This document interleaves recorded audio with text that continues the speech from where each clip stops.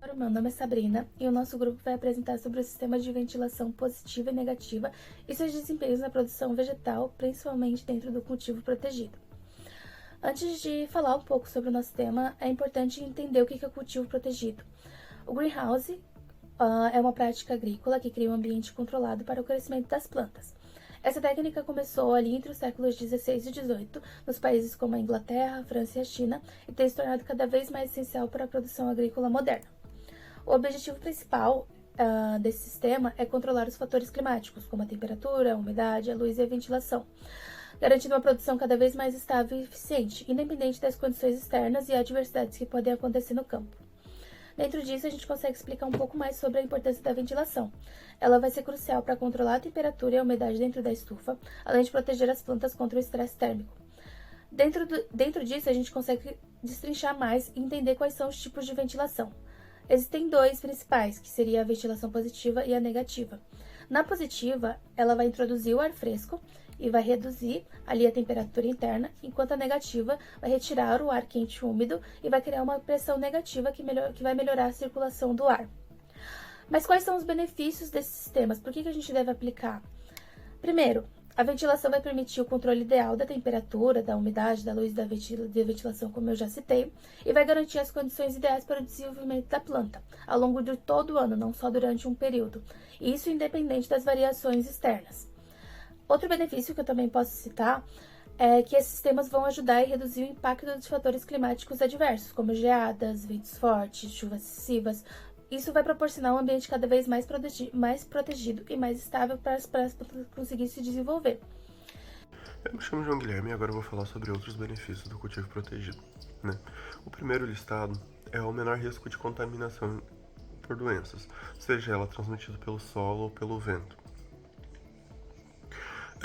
Como dito anteriormente pela Sabrina, o cultivo protegido ele vai proteger de insetos e outros vetores, Então isso acaba facilitando, também vai diminuir a quantidade de vento, impedindo assim que uma planta cause dano mecânico na outra e esse dano funcione como uma porta de entrada para doenças. Também vai ter a melhoria de eficiência de recursos, tanto água e nutriente, conseguindo ter maior rendimento por área. O próximo listado também é a facilidade no cultivo de espécies que não são típicas da estação. Também, como dito pela Sabrina,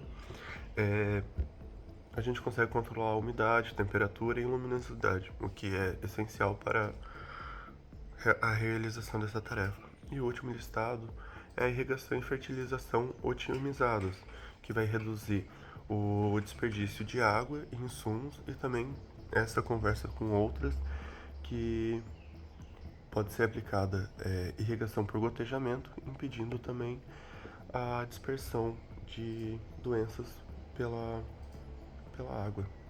Apesar das grandes vantagens, exige alguns cuidados específicos. O primeiro deles é o risco de excesso de calor, que pode acontecer dentro das estufas, prejudicando o desenvolvimento das plantas se não houver a ventilação adequada. Outro ponto é o alto custo da implementação e manutenção. As estufas, sistemas de irrigação e outros equipamentos eles podem ser caros. Então é importante fazer o planejamento bem correto antes de iniciar. Também precisamos prestar atenção no acúmulo de doenças no solo que pode ocorrer enquanto o manejo não é feito adequadamente, como a falta de rotação de culturas e uso excessivo de agroquímicos. Importante também nessa área, antes de fazer a implementação, realizar a solarização do sistema do solo onde será cultivado. Por fim, há o risco de salinização do solo, que ocorre principalmente nas áreas de irrigação mal manejada, prejudicando a fertilidade ao longo do tempo. Eu sou Leonardo Viesli e eu vou falar aqui um pouco sobre a variável controlada, que é a ventilação, a principal importância dela no cultivo fechado, cultivo em estufas, para o crescimento vegetal, Separei alguns pontos aqui. O primeiro é a renovação de ar, garantindo a boa circulação do ar nas estufas, suprindo o ar da estufa do ambiente fechado com CO2, que é necessário para o desenvolvimento vegetal, e fazendo a renovação do ar.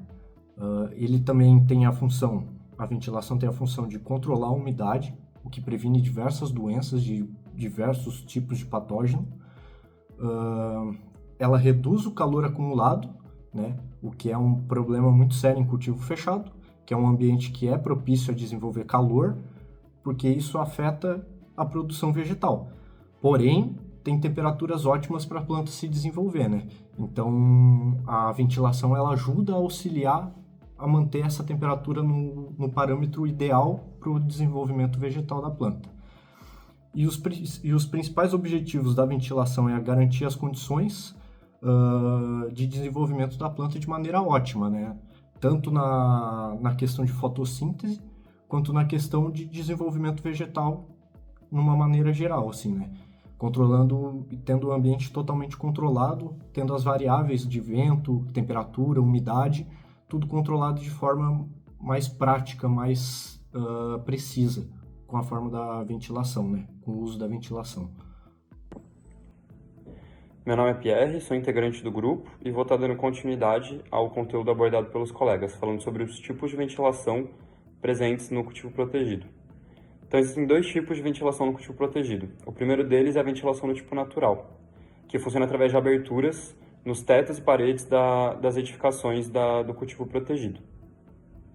Esse tipo de ventilação ele funciona através ou da diferença de pressão criada pelo vento, como no caso da ventilação zenital, que fica no teto das edificações, e onde a passagem do vento cria uma zona de menor pressão logo abaixo e onde fica a abertura, o que estimula a sucção do ar para fora, que nem mostra a imagem. Outro mecanismo de funcionamento desse tipo de ventilação é através de movimentos convectivos, de massas de ar de maior densidade para lugares de menor densidade, o que força o ar frio de fora entrar na estufa, que tem um ar quente que é menos denso do que o ar de fora. O problema desse tipo de ventilação é principalmente que ele depende das adversidades climáticas, como no caso a temperatura externa e o vento. E ele acaba tendo, por esses fatores, um limite de eficiência. Então, em dias muito quentes, ele pode acabar sendo insuficiente para manter o controle da temperatura e umidade interna. O segundo tipo de ventilação no cultivo protegido é a do tipo mecânica, que funciona pela ação de ventiladores e exaustores instalados nas estufas ou casas de vegetação. Isso garante uma maior renovação do ar interno da estufa. Por quê? Porque esses maquinários têm capacidade de mobilizar maiores quantidades de ar por vez, por unidade de tempo, o que torna ela mais eficiente no controle da temperatura e umidade em dias mais quentes.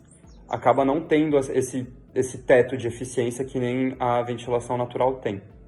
Outro ponto positivo é que você pode induzir o fluxo ser tanto de fora para dentro quanto de dentro para fora, que vai ocasionar a ventilação positiva e negativa que vai ser mais abordada adiante. O único problema desse sistema é que ele demanda o gasto energético, então você acaba tendo um maior gasto de implantação, porque você tem que adquirir esses mecanismos, né, os ventiladores e exaustores, mas você tem que manter eles também ao longo do seu cultivo. Então, dependendo do tamanho da produção e da propriedade, fica meio inviável para o pequeno produtor. Nós temos dois métodos de realização da ventilação dentro das estufas dos ambientes controlados. Um é a ventilação positiva, onde o ar ele é jogado, ele é forçado para dentro da estufa, né?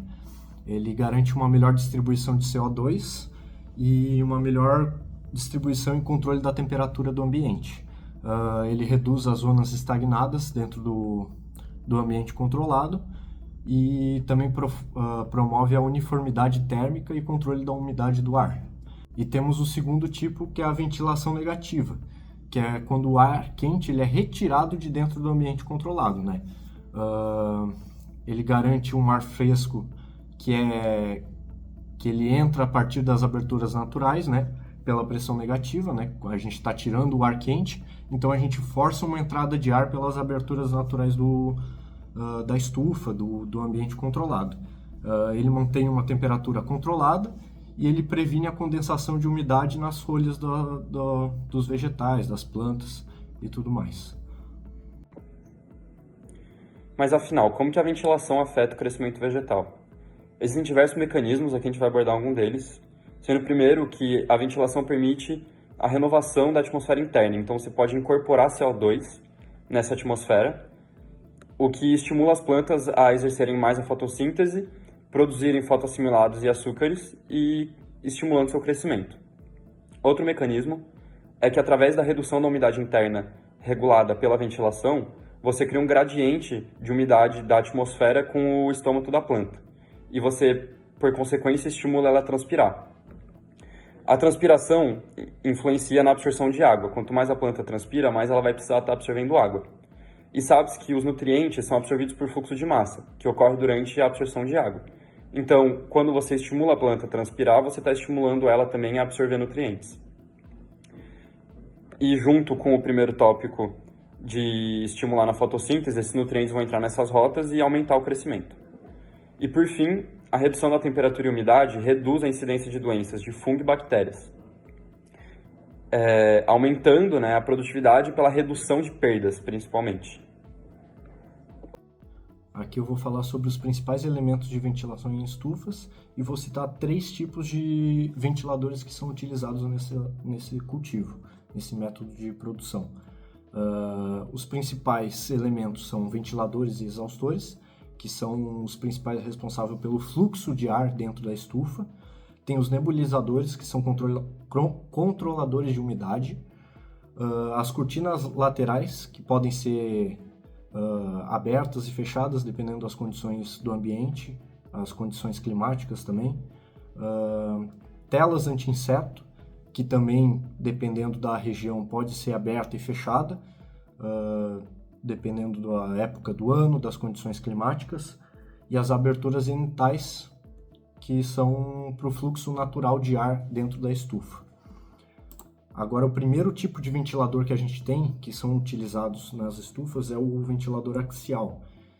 Ele é um ventilador que promove grande fluxo de ar dentro da estufa e oferece uma vazão muito grande comparado com outros tipos de ventiladores, né? É um ventilador que, pelo seu tamanho, pela sua função, tem uma dificuldade maior na hora de montagem, de estruturação na estufa, porém é um ventilador que cumpre muito bem o seu papel. Agora, o segundo tipo de ventilador que nós temos é o ventilador centrífugo, que é um ventilador mais eficiente. Ele tem um tamanho reduzido, comparado com um ventilador axial. Ele gera muita pressão, ele gera um volume de ar muito grande que ele consegue deslocar, justamente pela força centrífuga que ele tem, sendo uma forma de turbina, né? E o último tipo de ventilador que nós temos aqui é o ventilador do tipo Venturi, onde ele não apresenta partes móveis utilizadas. Ele é baseado no princípio de Bernoulli e usa um efeito Venturi, que estabelece que o aumento da velocidade diminui a pressão e vice-versa, né? Ele funciona com uma mangueira de ar comprimido que é conectada na base do ventilador e que, por frestas muito pequenas, é lançado um jato de ar sobre as paredes do cone, né? Esse fluxo de ar que sai em alta velocidade, ele reduz a pressão interna do cone e forma um vácuo. E esse vácuo suga o ar da base para a saída do cone. Então ele gera um fluxo de ar a partir de um vácuo gerado pela pressão das mangueiras de ar comprimido que são conectadas na base do cone. Meu nome é Giovana e eu vou falar sobre a análise que a gente fez do artigo Avaliação do Resfriamento em Estufa Plástica mediante Sistemas de Ventilação e Nebulização, dos autores Sérgio Roberto Martins e Jesus Fernandes Gonzalez. Esse trabalho, então, teve como objetivo avaliar a capacidade de resfriamento de uma estufa plástica de túnel tipo alto por meio de sistema de ventilação mecânica e nebulização. Então, o trabalho ele determina o número máximo de renovações de ar e correlaciona com a radiação solar global, o salto térmico e a temperatura externa. E eles examinam a eficiência do sistema de nebulização como complemento ao sistema de ventilação. Os materiais e métodos, então, esse trabalho foi realizado na Universidade Politécnica de Madrid, na Espanha. Foram utilizados uma estufa de 8,5 metros por 13,3 metros, com altura de 3,10 metros, altura máxima, com sistema automático, então, de controle de temperatura e umidade. Os sistemas avaliados foram 2 ventiladores com capacidade de 10.400 metros cúbicos por hora e tubulação com aspersores de 4 atm e vazões de 7 a 14 litros por hora. Como resultado, então, o artigo ele traz que, apesar de eficiente em algumas situações, o sistema ele não conseguiu reduzir a temperatura interna a valores inferiores de 30 graus Celsius, em dias que teve alta radiação e uma temperatura externa super elevada. A taxa de renovação de ar, então, foi 39,68 trocas por hora, isso em relação à ventilação. Já no sistema de nebulização, com o sistema de aspersores de 7 litros por hora e 14 litros por hora, eles também foram insuficientes para manter a temperatura interna abaixo de 30 graus.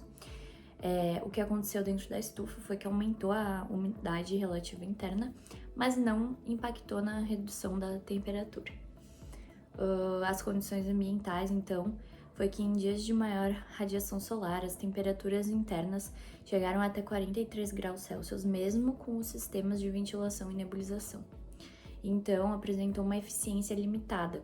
A combinação de ventilação mais nebulização foi ineficaz nas condições estudadas, especialmente em picos de calor. Eu sou a Marcela e eu vou trazer um pouco do resumo e da conclusão a respeito dos sistemas de ventilação positiva e negativa e dos seus desempenhos na produção vegetal.